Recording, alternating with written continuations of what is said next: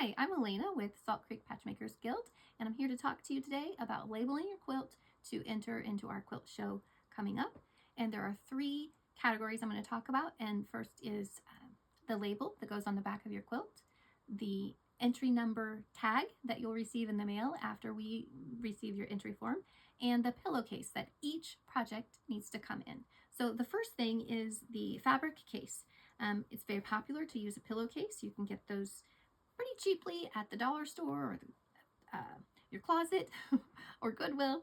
And the important thing is that it includes your ID information, your name, and the entry number for each project. The entry number changes year to year for quilt to quilt. So we popularly use masking tape to put that number on, and many quilters just have their quilts with their name permanently on their quilt. We don't suggest that you use painter's tape. It's just not going to stay on it. It so easily rolls off with less tack. So you want to make sure that you have your name and your quilt project number on your pillowcase. Next is the quilt label. Now, quilt labels can be already on your quilt. It's going to have all kinds of information. For our quilt show purpose, it's important that we have your name and easy contact information so that your quilt makes sure it finds its way completely back to you given any circumstance. So these examples here have labels of all sorts. You can have a corner pocket. It's important that she has her name here and at least a location, if not ideally a phone number to contact. It's okay if your label is already attached and has the majority of that information there, and we can find you.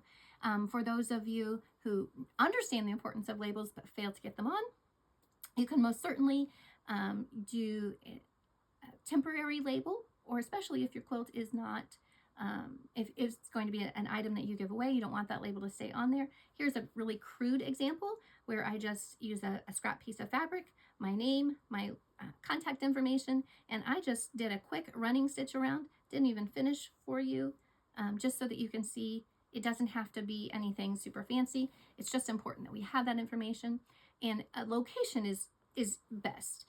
At the lower right-hand corner, if your label is already on, just make sure that your label is somewhere in the vicinity of the bottom of the quilt should we need to go searching for that to return your quilt to you. The third item we want to make sure that you are including in each of your entries is the ID tag that will include your entry number. That's going to correspond to the category, basically where it's at in our show. You want to pin that onto the back of the quilt so that it lands above the bottom portion of your quilt.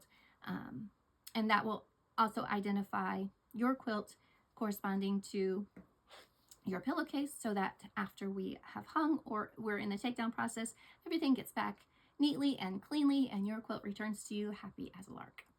That's all.